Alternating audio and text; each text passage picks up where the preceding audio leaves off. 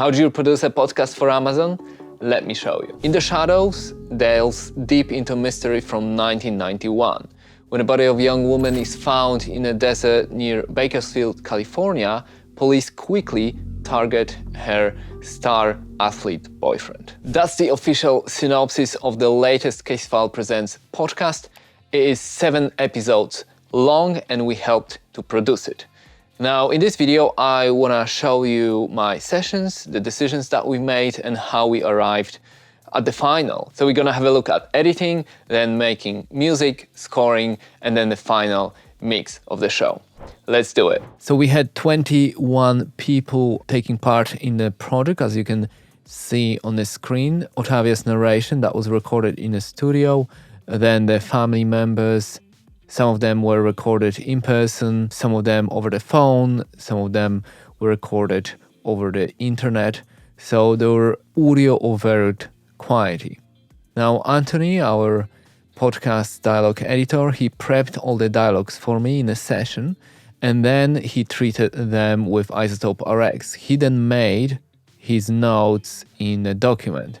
That gave me an idea what he did before I started my work. Also, as I went through the drafts, then of course everyone was giving me the QC notes on draft 1, draft 2, and draft 3 on all these episodes, and we were fixing them as we went along. All the dialogues were put into sessions, episode 1 to 7, and then as you can see on the screen, I don't have any plugins except of Ozone.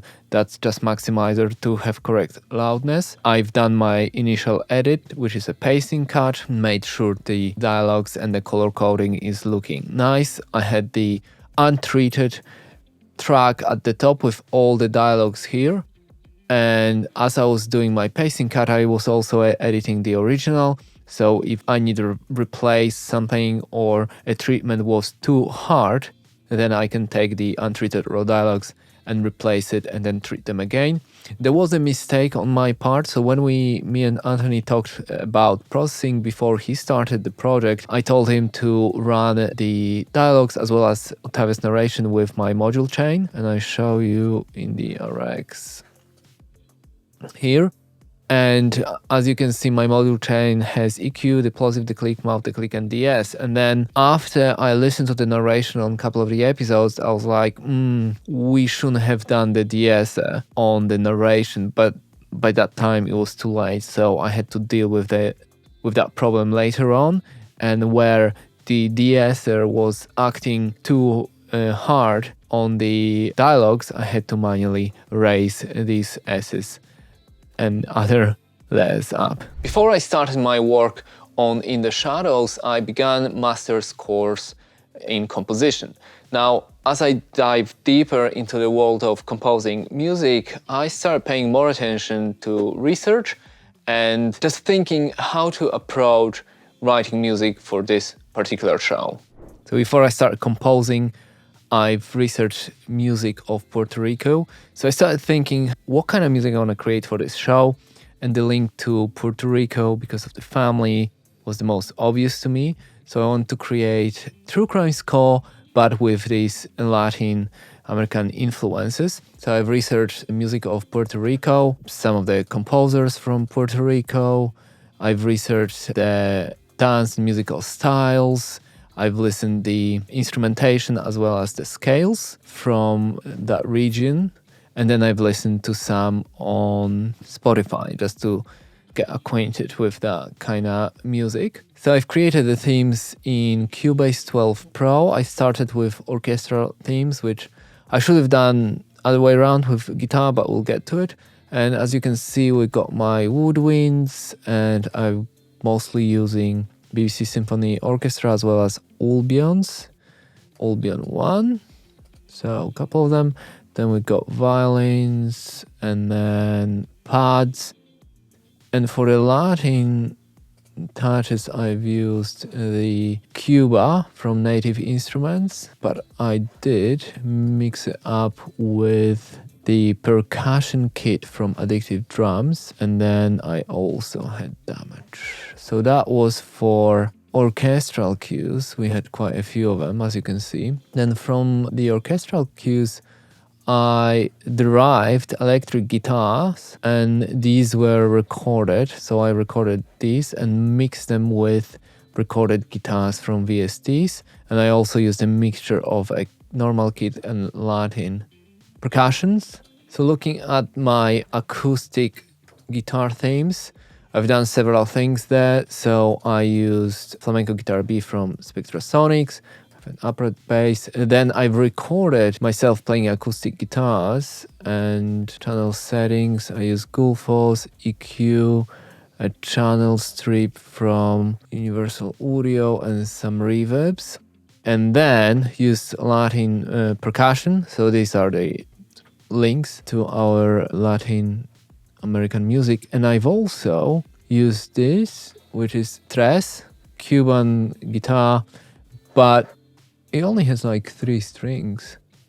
And then also drums. So essentially I've mixed my acoustic guitar plus the one from Spectrasonic plus the one from Native Instruments. I mixed them all together. The final effect was quite nice. And then we have the final, that's the main theme. So it derived from a melody I had on one of the cues that I really liked. And I've created that theme. So it starts on woodwinds, and then the strings come in and a little bit of a percussion. So each episode opens and closes with this musical theme. So when the music's ready, I throw everything at the episodes. I put music everywhere. I do it as fast as possible and then send out drafts to the team so they can have a look, and then they can tell me what to remove, what to move, what they like, what they don't like. Even that was the first draft with the music. There was a lot, if you can see the score track, and that's the music that I've mixed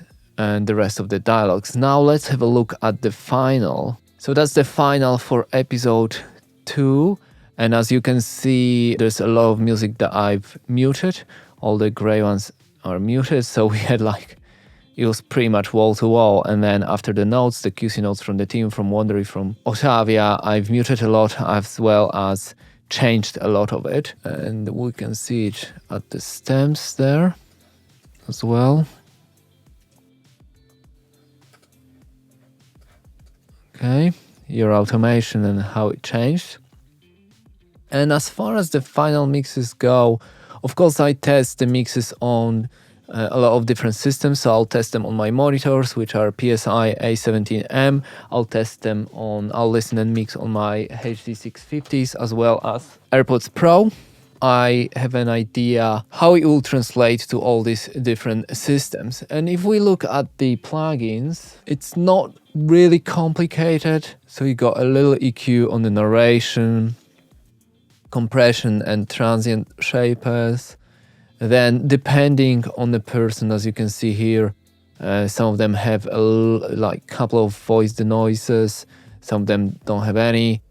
And then I'm also using Gullfoss just in the middle, and as you can see it's only 10%, but on some of them I'm using Gullfoss as a de-esser, so it's a tame above 2K and just squashes these S's. Then everything went through stereo mix bus, where I have Gullfoss master, again 10 and 10%, and I'm not doing it low ends or highs. We have Neutron 4, with a couple of compressors and just sort of a slope high pass, and inflator, which just makes everything louder. On the master we had Ozone 9, again EQ, which is really a high pass, some slight dynamics there, and maximizer on learn threshold -16 to hit that spec.